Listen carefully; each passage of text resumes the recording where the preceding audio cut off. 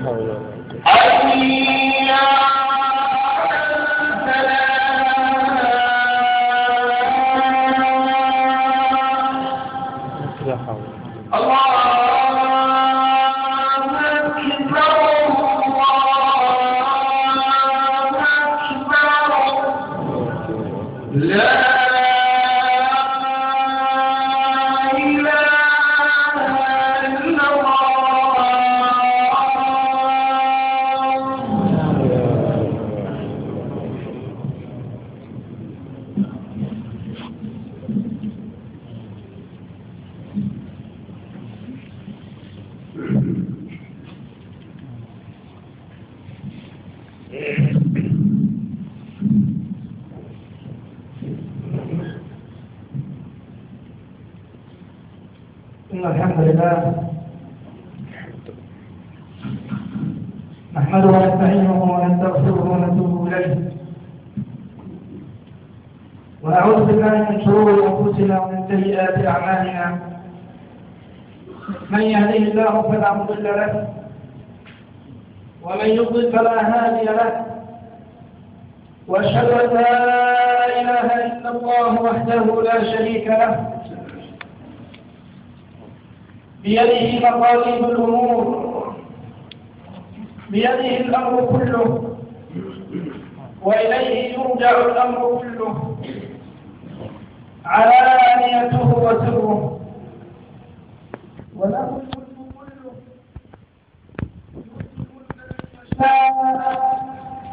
وينزع الملك ممن يشاء ويعز من يشاء ويذل من يشاء، بيده الخير إنه على كل شيء قدير.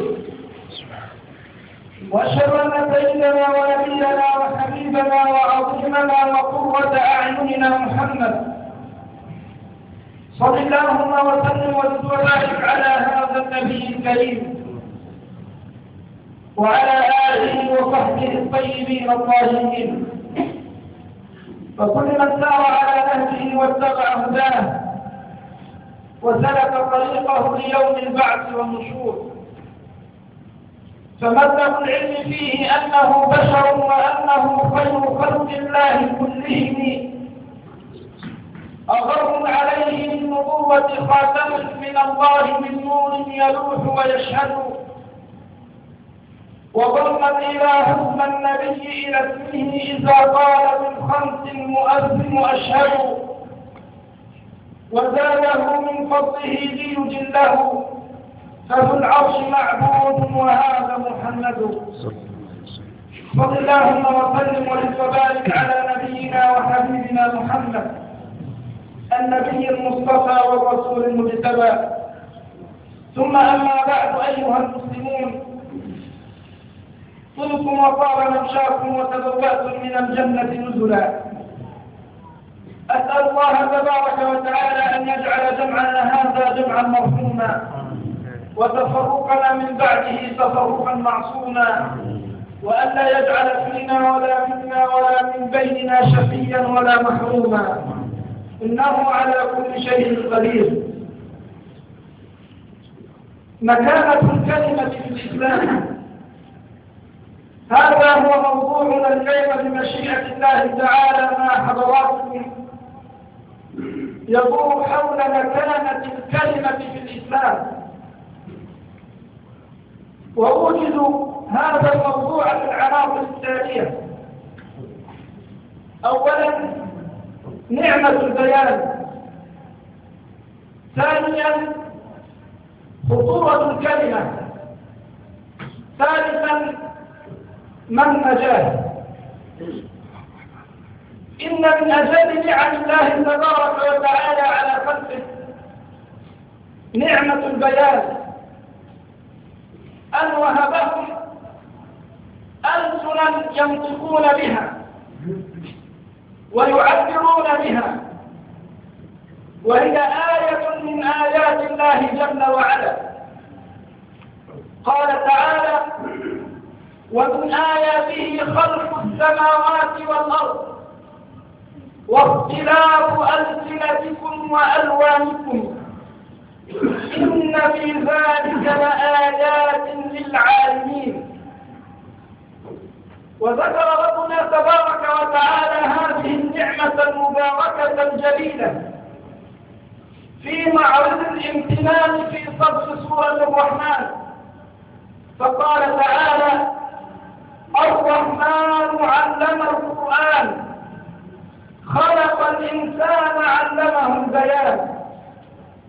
وقال الحسن رضي الله عنه أن البيان في هذه الآية هو النطق، أي أن الله تبارك وتعالى خلق الإنسان وعلمه كيف يتكلم وعلمه كيف يعبر عما يريد،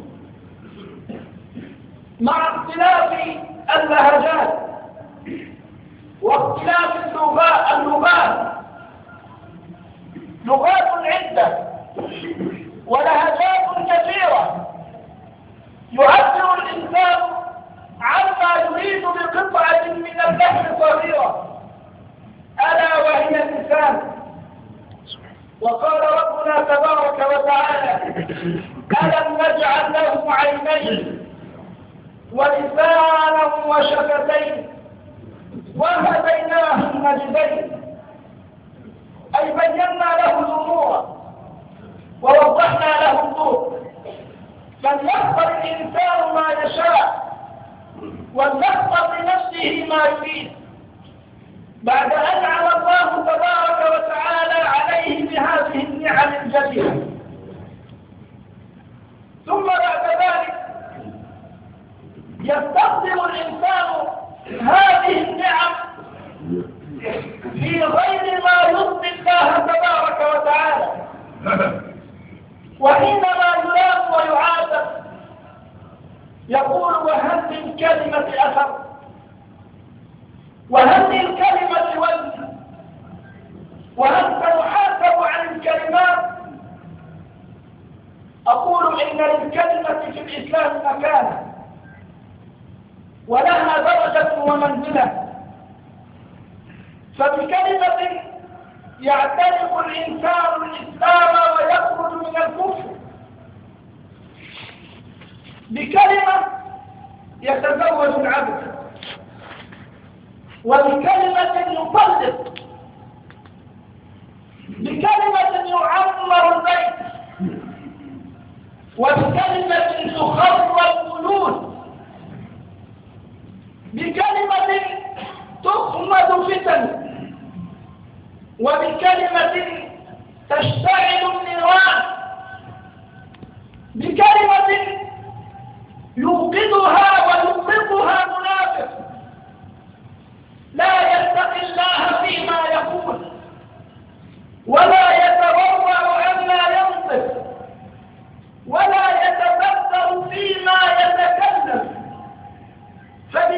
الكلمة يشعل نار العداوة بين الناس، ولربما تسيل الدماء، ولربما يقتتل الرجال، ولربما تطلق النساء ويشرد الأولاد وتدمر أسر بكلمة يلقيها عبد ولا يتدبر ما فيها. لذا قال حبيبكم صلى الله عليه وسلم كما في حديث أبي هريرة رضي الله عنه: إن العبد ليتكلم بالكلمة ما يتبين فيها يدل بها إلى النار أبعد مما بين المشرق والمغرب.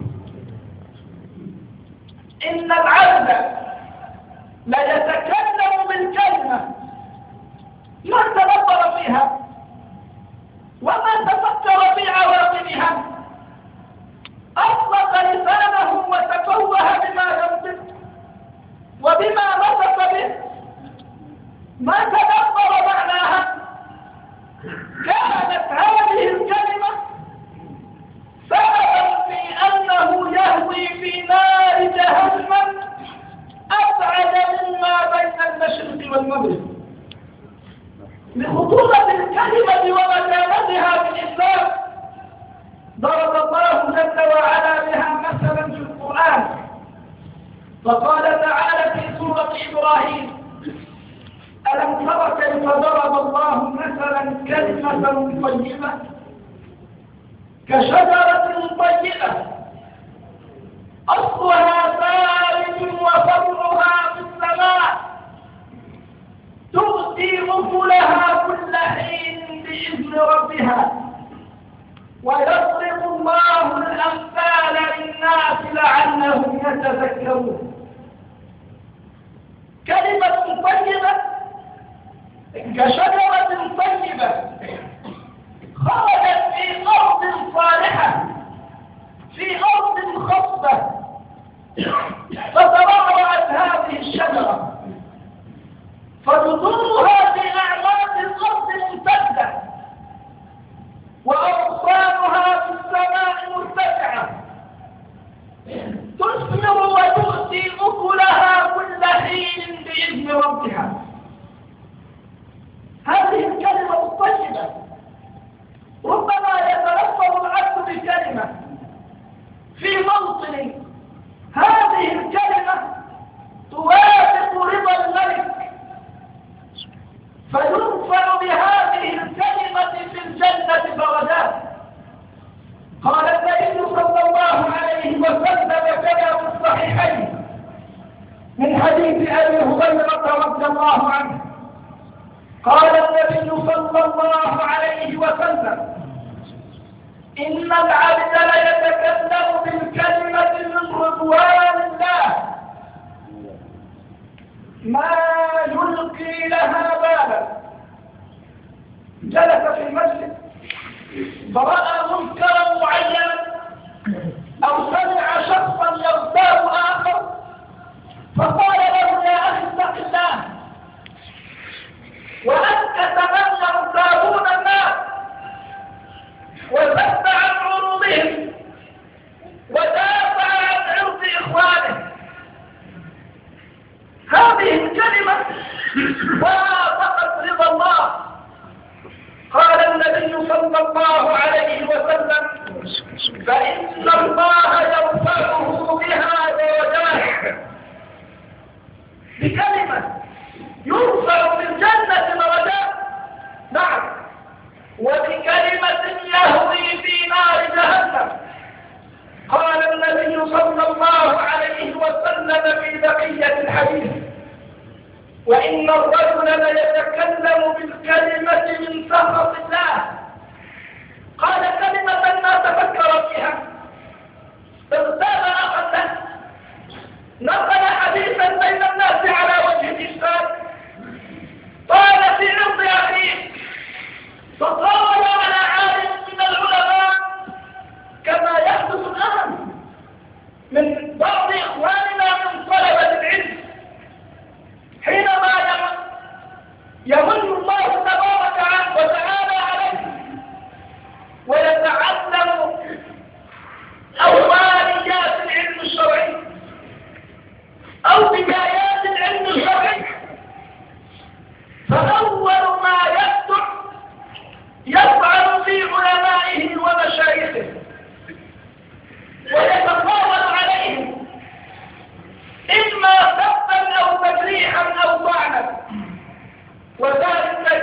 من بعض إخواننا هذه الكلمات التي يلقيها العبد رجلا كان أو امرأة وهو لا يتدبر ما فيها وما لها من العواقب. قال المعصوم صلى الله عليه وسلم: وإن العبد ليتكلم بالكلمة من سخط الله يهوي بها في جهنم. إذا كان من مقتضيات الإيمان أن العبد لا يتكلم إلا بخير، إذا كان لابد أن يتكلم فلا يتكلم إلا بما يرضي الملك وبما يكتب له به الخير. قال النبي صلى الله عليه وسلم كما في حديث أبي هريرة في الصحيحين قال رسول الله: من كان يؤمن بالله واليوم الآخر فليقل خيرا أو ليصمت. وفي رواية للإمام مسلم: فليقل خيرا أو ليسكت. إن لم يتكلم بخير فعليه أن يلتزم الصمت، إن لم ينطق بالحق فعليه أن يسكت عن الباطل، ألا يتفوه بما يكتب عليه وأن يحتاط لما يكتب له، وليعلم بأنه عن كلماته مسؤول وبين يدي الله تعالى سيوقف ويسأل عن هذه الكلمات، كما جاء في حديث معاذ بن جبل رضي الله عنه في الحديث الطويل المشهور. قال في آخره النبي صلى الله عليه وسلم: ألا أخبرك بملاك ذلك كله؟ أقول لك على أفضل ما سمعت، أخبرك بأفضل مما سمعت من قبل. قال: قلت بلى يا رسول الله. قال: فأخذ بلسانه، أي أخذ رسول الله صلى الله عليه وسلم بلسانه ثم قال: كف عليك هذا. فقال معاذ: يا رسول الله، وإنا لمؤاخذون بما نتكلم به، هل سنحاسب عن الكلام يا رسول الله؟ هل سنسأل عما نتلفظ به وما تتحرك به الشفاه؟ قال النبي صلى الله عليه وسلم: ثكلتك أمك يا معاذ، وأن يكب الناس في النار على وجوههم إلا حصائد ألسنتهم. هل يجعل الناس يوم القيامة يقفون على مناخرهم أو على وجوههم في نار جهنم إلا من حصاد اللسان؟ واللسان له حصاد الحلو وله حصاد المر، وسيسأل عن حلوه وعن مره. قال تعالى في سورة قاف: ما يلفظ من قول إلا لديه رقيب عتيد. فعلينا أيها الفضلاء أن ندرك قيمة الكلمة، وأن ندرك قيمة ما نتكلم به، وأن نعلم أننا عنه سنسأل بين يدي الله. أقول قولي هذا وأستغفر الله لي ولكم، أو كما قال: استغفر الله. استغفر الله، استغفر الله، استغفر الله، استغفر الله، استغفر الله. الحمد لله وكفى، وصلاة وسلام على النبي المصطفى صلى الله عليه وعلى آله وصحبه وسلم تسليما كثيرا. أما بعد أيها الفضلاء، إذا كان للكلمة مكانتها وأثرها وخطرها، وإذا كان للنساء أثره وخطره فما النجاة وما الخلاص؟ فما المخرج؟ النجاة في حديث النبي صلى الله عليه وسلم حينما سئل كما في حديث عقبة بن عامر قال: قلت يا رسول الله ما النجاة؟ فقال النبي صلى الله عليه وسلم: أمسك عليك لسانك وليسعك بيتك وابك على خطيئتك. أمسك عليك لسانك وليسعك بيتك وابك على خطيئتك. النجاة في هذه الثلاثة: أن تمسك لسانك وتعلم بأنك عنه ستسأل، ولا تقف ما ليس لك به علم. إن السمع والبصر والفؤاد كل أولئك كان عنه مسؤولا. وأختم بحديث النبي صلى الله عليه وسلم عن أبي سعيد الخدري قال: سمعت الحبيب النبي صلى الله عليه وسلم يقول: إذا أصبح ابن آدم فإن الأعضاء كلها تكفر اللسان، أي تذل وتدل اللسان وتخضع له، فتقول يا لسان اتق الله فينا فإنما نحن بك، فإن استقلت استقلنا وإن اعوججت اعوججنا. نسأل الله تبارك وتعالى أن يرزقنا لسانا ذاكرا وقلبا شاكرا وعملا متقبلا وبدنا على البلاء صابرا. اللهم اغفر ذنوبنا وكفر عنا سيئاتنا وتوفنا وأنت راض عنا. اللهم توفنا وأنت راض عنا. اللهم اجعل جمعنا جمعا مرحوما وتفرقنا من بعده تفرقا معصوما، ولا تجعل فينا ولا منا شقيا ولا محروما. آمين. اللهم لا تجعل لنا في هذا اليوم العظيم ذنبا إلا غفرته، ولا ميتا إلا رحمته، ولا مريضا إلا شفيته، ولا عاصيا إلا هديته، ولا مظلوما إلا نصرته، ولا ظالما إلا قتلته. اللهم اجعل هذه البلدة آمنة مطمئنة رخاء رخاء إلا سلاما وسائر بلاد المسلمين. اللهم وفق أمير البلاد وولي عهده لما تحب وترضى، وارزقهما البطانة الصالحة يا رب العالمين التي تأمرهما بالمعروف وتنهاهما عن المنكر، إنك على كل شيء قدير. وآخر دعوانا أن الحمد لله رب العالمين، وأقم الصلاة.